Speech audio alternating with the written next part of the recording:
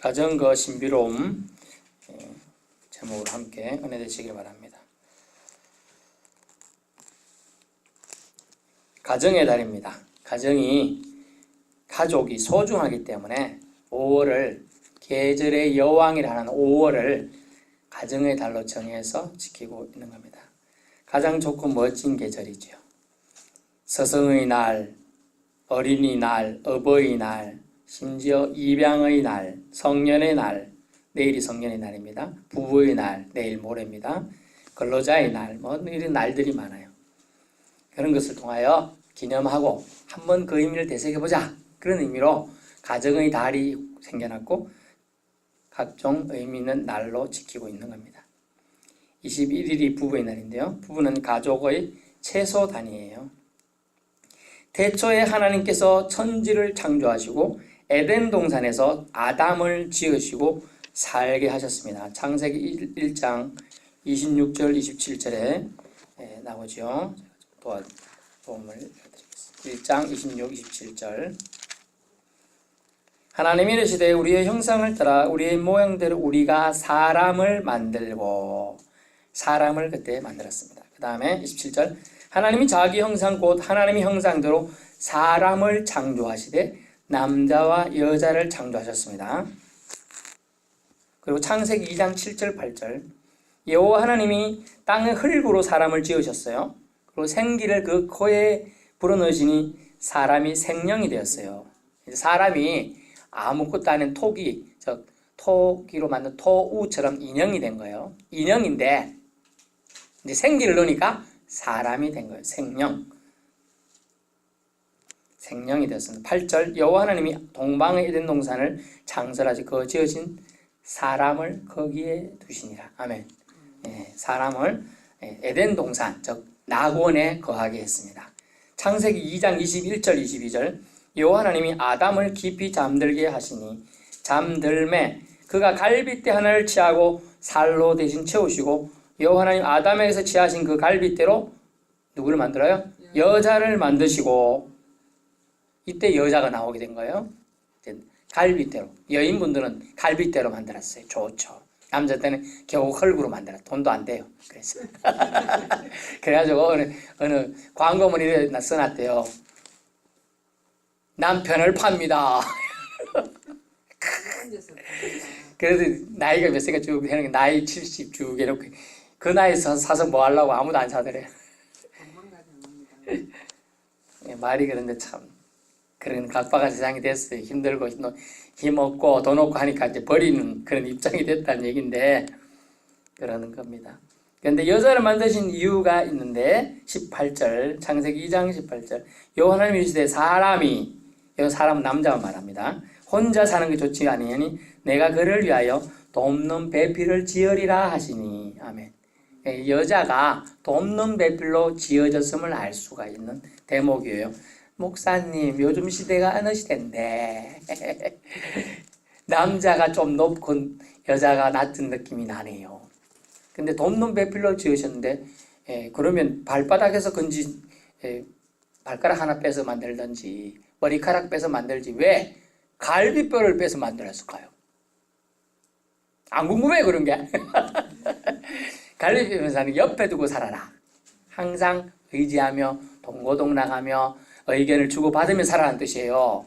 무시하고 그런 뜻이 아니고 무시하려서 발가락 뽑아서 만들었어야지. 그래서 돕는 배필로 만드셨으면 알 수가 있죠. 아담의 갈빗대로 여자를 만드셨어. 분명히 되어 있어요. 남자와 여자의 근원이 어디임을 알죠. 남자는 뭐였죠? 흙으로. 여자는 갈빗대. 그리고 목적이 뭐냐? 여자는 남자를 돕는 배필로 그렇게 이해하시면 되겠어요. 여기 계신 모든 분들은 하나님이 창조 법칙과 부부, 즉 가정의 신비한 연합으로 이 땅에서 태어나고 살고 있는 것입니다. 본문을 통해서 가정을 어떻게 이루고 유지하며 살아가야 되는가에 대한 예수님의 가르침인데요. 가정은, 즉 결혼은 첫 번째 원칙이 중요해요. 이것 때문에 많은 가정들이 사실 깨어졌어요. 첫 번째 원칙을 잘 중요해요. 뭐냐면 독립된 인격체의 만남이어야 한다라는 거예요. 독립된 인격체. 3절 지나가서 아내를 버리는 것에 대한 이혼에 대한 가르침인데 4절 정확하게 보시면 잘 못했기 때문에 이유를 몰랐기 때문에 이런 일이 발생했다. 사람을 지으신 이가 본래 그들을 남자와 여자를 지으시고 5절 그러므로 사람이 잘 들으세요. 부모를 떠나서 라고 되어 있죠. 부모를 떠나서 독립이란 뜻입니다. 독립. 결혼해도 요즘에 자녀들이 세상이 험악하다는 비유로 부모들이 너무 과보를 하는 경향이 있어요. 어렵고 힘들어 살아서 지지고 볶아도 지들끼리 살게 해야 돼요. 지들끼리. 부모가 간섭하기 시작하면 그 가정이 무너져. 분명히 성경은 독립하라고 되어 있잖아요. 부모를 떠나라는 얘기잖아요. 부모를 떠나가야지만 독립된 인격체로 서로 살아요. 아이고 먼 일만 생기면 쪼르르 뛰어가 심지어. 그래가지고 일러 바쳐. 이게 얘기가 되냐 말이에요. 안 돼. 심지어 화난다고 쪼르르 뛰어가서 안 와. 마마 보이면 있습니까? 마마 걸도 많아요. 부모로부터 이 독립을 성경은 분명히 기록하고 창세기 2장 24절 이러므로 남자가 그 부모를 떠나서 그의 아내와 합하여 돼 있어요. 대부분 남자들이 그 독립성을 요즘 너무 상실해 가고 있다. 캥거루라 그래. 캥거루. 아니 결혼했는데 좀 안 되고 힘들면 쪼르르 뛰어와가지고 엄마 품속으로 오는 거예요. 캥거루 아세요? 네. 호주에 많은 캥거루가 있다는데 이렇게 생긴 캥거루가 멋지게 생겼어요. 사슴처럼 생기고 노루처럼 생겼잖아요. 그런데 노루처럼 생겼는데 이 캥거루는 서요. 이렇게 설 수 있어. 여기 주머니가 있어. 애기 주머니가. 쪼르르 일만 있으면 톡 들어가 버리는 거야. 숨어버려요. 그게 남자로서의 역할, 가장으로서의 역할을 안 하는 거예요. 요즘 애들이. 왜? 독립 못했어요. 독립. 부모를 떠나는 그 의미를 깨닫지 못했기 때문에 그렇다는 거죠. 여기 결혼하신 분도 해보신 분들도 있고 아직 할 청년들도 있지만 이 독립을 중요시해야 돼요. 독립. 부모를 떠날 필요성이 있어요. 요즘 힘드니까 부모 집에 산다는 그런 개념이 있을 수 있습니다. 하지만 사는 것과 정서적으로 너무 의존하는 것은 큰 차이가 있습니다. 독립을 해야 한다. 두 번째 뭐냐면 독립에 대한 좀 얘기하면 지금은 없는데 부부학교라는 게 있습니다. 그래서 어떤 목사님이 주례가 들어오면 주례사 이렇게 하시는 목사님 주례가면 하기 전에 꼭 2시간이나 목사님이 강의를 들어야 된대요. 아니 어떤 사람이 배 타러 갈 때는 1번 기도하고 전쟁 나갈 때는 2번 기도하고 아내하고 결혼할 때는 남편하고 결혼할 때는 3번 기도한다라고 이렇게 하는데 여러분 생각해 보세요. 어떤 사람이 돈이 많아. 청년이. 그래서 멋진 차를 뽑았어요. 그러면 차만 뽑으면 운전합니까? 뭐가 있어야 돼요? 운전면허증이 있어야 돼. 똑같아. 결혼이라는 거는 자기가 나이가 들었고 여유가 됐다 결혼했어. 그러나 결혼에 대한 면허증이 있어야 돼요. 그게 뭐예요? 그게 독립하는 마음이에요. 내가 부모로부터 독립할 마음을 가지고 있어야 결혼을 잘 할 수가 있다. 부부학교가 그래서 필요하다는 거예요. 그래서 안 치르고 2시간이나 연설을 해주면 이래서 결혼에 무게감이 있구나. 내가 정말 이 사람에 대해 책임져야 되겠구나. 이렇게 느낀다는 거예요. 아무 생각 없이 아이고 그래 와가지고 결혼하는데 주례주면서 알았어. 아무개와 아무개는 이제 부부가 되었음을 선언하노라. 이렇게 끝나는 게 아니고 정말 책임과 의무를 부과하는 거죠. 하다못해 모터보트를 사도 운전하려면 운전도 이걸 있어야 되는 거예요. 경험이. 운전면허증이. 모터보트 운전면허증도 아무것도 없는 사람을 맡기면 어떻게 돼요? 아이고 가냐? 멈출 줄 몰라. 그냥 사고 나는 거예요. 나이는 성인이 되었지만 인격적으로 독립하지 않거나 경제적 독립도 없이 분리된 가정을 꾸리고 시작한다는 것은 아주 힘든 겁니다. 부모의 그늘 아래 있는 캥거루 새끼처럼 의지하는 것도 결국 옳지 않아요. 집안 대 집안의 결혼이었죠. 옛날에는. 지금은요. 개인 대 개인. 그러나 성경적인 건 분명히 개인 대 개인이에요. 우리는 집안 대 집안 개념이 강해요. 그러니까 서양은 말씀 성경 근거로 많이 했기 때문에 개인 대 개인 교회론입니다. 생판 모르게 살던 사람들이 살아온 방식도 다르지요. 최소 20년, 아마 빨리 결혼할 때 17세, 18세 결혼했다 해도 17년과 16년간, 20년간 다르게 살아온 방식을 한꺼번에 합치집니까? 안 됩니다. 지난번도 말씀드렸지만 치약을 중간부터 짜는 사람이 있고 밑에부터 쫙 짜오는 사람도 있는 거예요. 달라요, 삶의 방식이.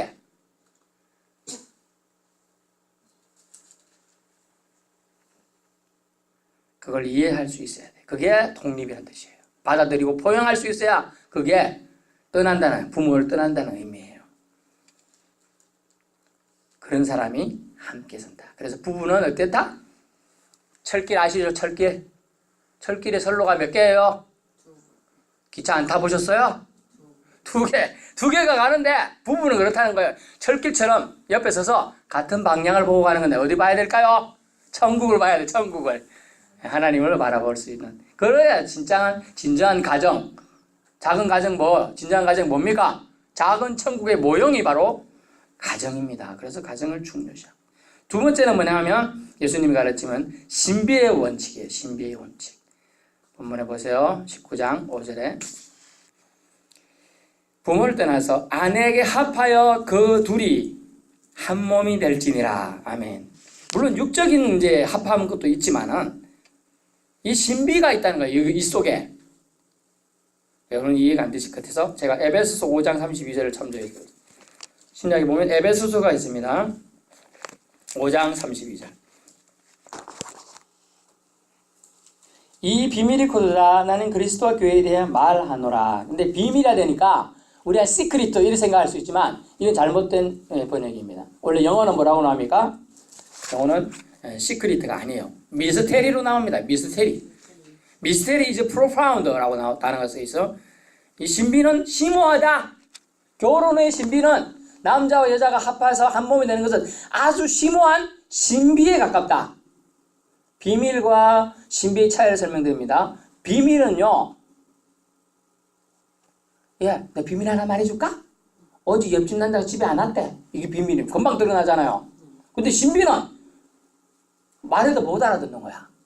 옆집에 남자가 집에 안 왔대. 이 말을 어떻게 이해할 수 없는. 어젯밤에 사고 나서 안 왔는지, 에? 야간 근무해서 안 왔는지 이해할 수 없는 그게 신비인 거예요. 신비. 결혼은요. 남녀 둘이 하나가 되는 거는요. 이 신비라는 거예요. 신비. 신비에 대한 얘기를 하는 겁니다. 결국은 생명의 계보로 이어갈 신비의 원칙이 작동하는 곳, 이것이 가정이라는 거죠. 그러려면 뭐가 필요하죠? 부부 친밀감이 필요해요. 우리는 저희 한 20몇 년, 24, 5년 됐죠. 그리고 알고 지낸 지 30년이 정도 되니까 눈빛만 봐도 알 수 있잖아. 그런 노래가 있는데 눈빛만 봐도 저 사람이 지금 웃고 있는 건지 신경질 부리고 있는지 좀 이따 두고 막 하는지 알 수가 있어요. 제가 지금 눈치 보잖아요. 그러면 렌즈 가면 아이고 또 그 얘기 했냐? 이러고 제가 잔소리하고 어떤 때는 제발 그래서 소리 좀 그만해라 이런 사람도 있고. 친밀감이에요. 부부는 친밀감이 있어야 돼요. 아이고 30년 40년 보면 좋은 꼴만 봤을까요? 나쁜 꼴로 많이 봤지 않았을까요?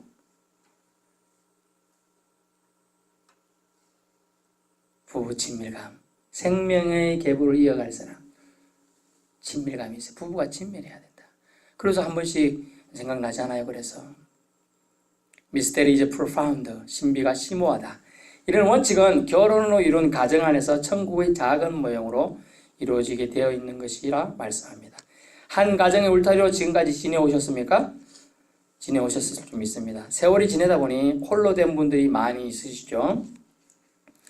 사별했다든지 또는 원치 않는 이혼이나 또는 이런저런 이유로 홀로 가정을 이루고 계신 분들이 있습니다. 괜찮습니다. 이 땅에서 불완전해도 우리가 신랑 대신 예수님께서는 우리를 신부로서 맞이해 주시라 믿습니다.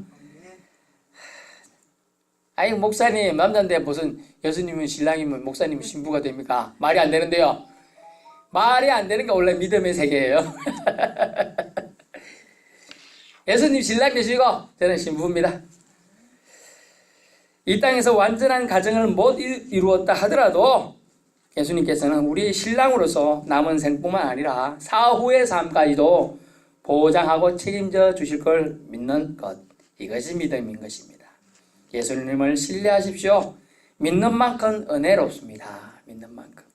성경은 강제적 가정해체를 인정치 않습니다. 본문에 보니까 16절, 그런즉 이제 둘이 아니요 한 몸이니 그러면 하나님이 짝지어 주신 걸 사람이 나누지 못하리라. 아멘. 이 강제적 이혼을 말하고, 이거 안 된다는 거예요. 원칙은요, 절대로 안 될 일입니다. 법이 하나님이 있죠. 하나님 위에 법이 있나요? 하나님이 정하신 건 뭡니까? 하나님 짝지은 거 세상 사람 나누지 말라는 거예요. 원칙이 그거예요. 원칙이. 그런데 이렇게 둔겨질 이유가, 우리 오늘 읽지 않지만 밑에 나온 건 뭡니까? 모세는 이혼 정서를 써서 버리라 했습니다. 8절 예수님이 직접 하신 말씀. 모세가 너희 마음의 완악함 때문에 아내 버리면 허락했다. 본래는 그렇지 않다. 이렇게 한 이유가 뭡니까? 아니, 살다 보니까 그 아내가 비기 싫고 마음에 안 들어. 그리고 어쨌어요? 학대를 하는 거예요. 집에만 들어오면 욕하고 때리고 발길질 하는 거예요. 그래서 무슨 건디냅니까? 그것을 다 봤어요, 사람들이. 심지어 그러다 보니까 나가서 죽기도 하고 도망치기도 하고 이런 일들을 비일비재했대요. 그러니까 사람을 보호하기 위해서, 그때 당시 약자인 여성들을, 아내들을 보호하기 위해서 이렇게 한 거예요. 근데 이걸 악용해가지고 그렇게 한다는 것은 잘못됐다고 예수님 지적하고 있는 겁니다. 한 가정은 어떻게 세워져야 되는가? 사랑으로 세워져야 돼요. 그래서 그 구절을 드리는 에베소서 5장을 제가 참고해 드리겠습니다. 5장 22절. 이렇게 해야 가정이 세워진다는 거예요. 22절. 아내들이여 자기 남편에게 복종하기를 주님께 하듯 하라. 아멘. 이 말이 왜 이렇게 저는 좋은지 몰라요. 사모님. 아내들이여 자기 남편 하기를 어떻게 하라고? 복종하기를 주님께 하듯 하랍니다. 아멘 했네. 이제 제가 또 주님이 대접을 받네요. 근데 이 주라는 단어가 뭐라고 했습니까? 헬라어로 키리오스 나는데 왕에게 쓰는 단어예요. 왕. 그러면 주님께 대하면 사모님 뭐가 됩니까? 왕비가 되는 거예요. 왕비가. 남편을 주님, 왕처럼 대하면 자신이 자동으로 왕비가, 제가 목사가 됐으니까 사모님 뭐가 됐어요? 사모님 됐어요. 그전에는 그냥 아무개 집사님일 수도 있고 아무것도 불린 적이 없었어요. 제가 이렇게 말하면 아이고 목사님 얘기만 했네 이럴까봐 또 다른 얘기합니다. 25절. 남편들아 아내 사랑하기를 그리스도께서 교회를 사랑하시고 그 교회를 위하여 자신을 주심같이 하라. 아멘.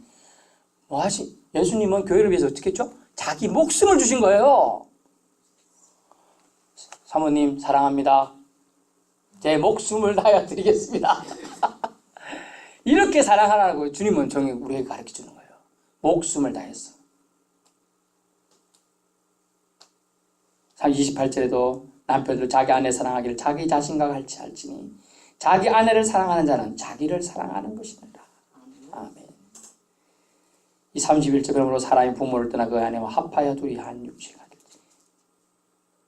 비밀이 커도다. 신비롭다. 그 얘기예요. 각각 자기 아내 사랑하기를 자신같이 하고 아내도 자기 남편을 존경하라. 그 멋진 표현이 있어서 또 제가 유지피드 성경 읽어드리겠습니다. 메시지 성경 29절 30절. 자기 몸을 학대하는 사람이 있을까요? 없습니다. 누구나 자기 몸을 돌보고 자기 몸의 필요를 채워옵니다.